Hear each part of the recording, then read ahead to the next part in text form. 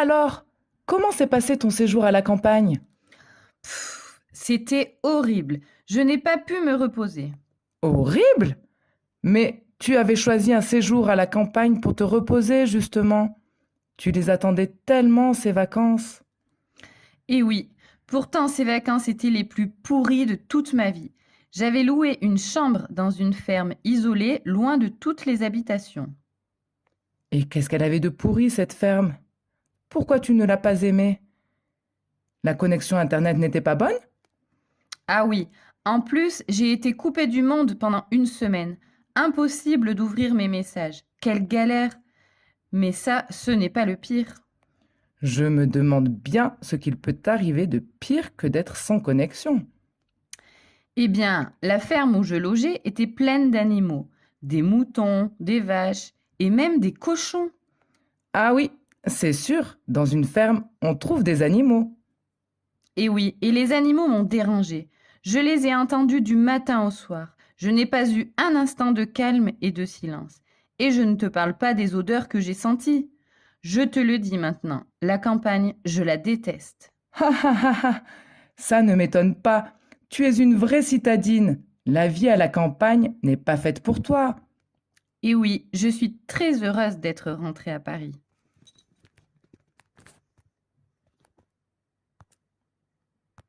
Bonjour et bienvenue Cécile. Merci d'avoir répondu à l'annonce. Je m'appelle Diego et voici Camille, ma colocataire.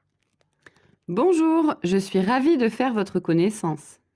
Bonjour et merci pour l'accueil. Vous pouvez me dire tu. Ok. Alors, tu as lu dans l'annonce que nous cherchons un ou une colocataire qui travaille la journée comme nous. Quel est ton travail? Je suis vendeuse dans une boutique de sport. Ah oui, quelle boutique? Sportitude, c'est un magasin situé dans le quartier. C'est pour cela que cet appartement est idéal pour moi. Oui, je connais ce magasin. J'ai acheté ma raquette de tennis. C'est juste à côté. Alors, tu joues au tennis aussi? Quel est ton classement? En fait, je suis pas très doué pour ce sport. J'ai une raquette, mais je ne pratique jamais. Je suis plutôt musicien. Je joue de la guitare. Bon, et quels sont tes loisirs? Que fais-tu lorsque tu ne travailles pas? Évidemment, j'adore le sport. Et quand je ne travaille pas, je vais courir au parc ou nager à la piscine. Le week-end, je pars souvent à la montagne pour faire de la randonnée ou du ski. Je ne serai pas souvent à l'appartement. Tu ne sors pas le soir? Si, parfois, je sors prendre un verre avec des amis.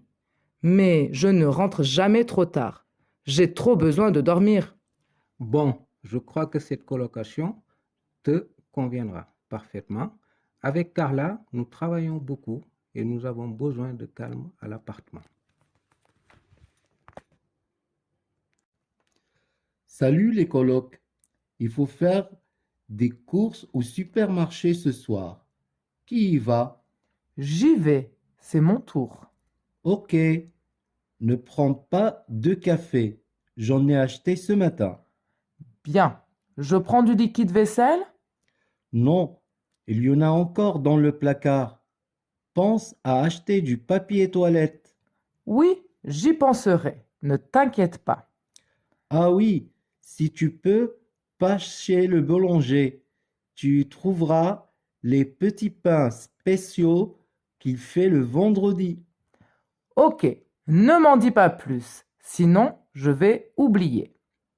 Je vais acheter l'essentiel comme d'habitude. Je peux prendre ta voiture? Non, j'en ai besoin pour aller à la salle de sport. Tu y vas toujours? Je croyais que tu ne voulais plus payer pour courir. Oui, c'est ce que j'avais dit en effet, mais je dois admettre que j'en ai bien besoin. Alors, si tu vas à la salle de sport, tu peux poster ce courrier. C'est le chèque pour le loyer. Je prendrai le bus. Pas de problème, je m'en occupe. Allez, j'y vais. À ce soir. À ce soir.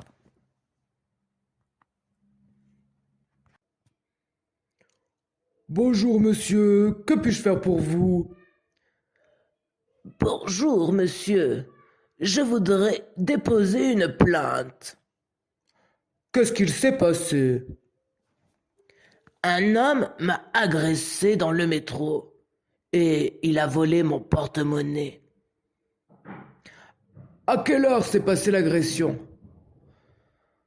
Il y a une demi-heure environ, à 14 heures.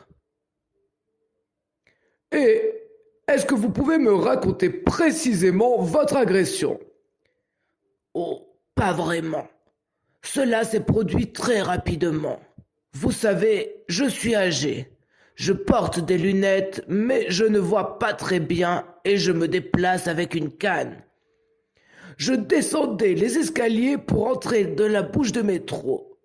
Un homme est monté en courant. Il m'a bousculé et s'est excusé. Pendant ce temps, une jeune femme m'a demandé si j'allais bien. J'étais confus. C'est au moment où j'ai voulu payer mon ticket que je me suis aperçu que je n'avais plus mon porte-monnaie dans ma veste. Je comprends. Je pense que l'homme et la femme étaient des complices. C'est une technique très répandue. Une personne détourne votre attention en vous parlant, pendant qu'une autre personne vole ce que vous avez dans la poche. Est-ce que vous pouvez décrire les individus? Je n'ai pas bien vu le visage de l'homme qui m'a bousculé. C'était un homme d'affaires d'environ 35 ans, plutôt grand, je dirais 1,80 m, à l'allure élégante. Je pense qu'il était brun. Il portait un costume et une cravate. Il était très pressé. D'accord. Et la jeune femme? C'est une jeune, assez jeune, environ 25 ans. Une voyageuse, avec un sac à dos, assez petite, je dirais 1,60 m. Elle était blonde avec les cheveux longs. Je crois que nous connaissons les suspects. Je vais vous montrer des photos et vous allez identifier vos agresseurs. D'accord, je vais essayer.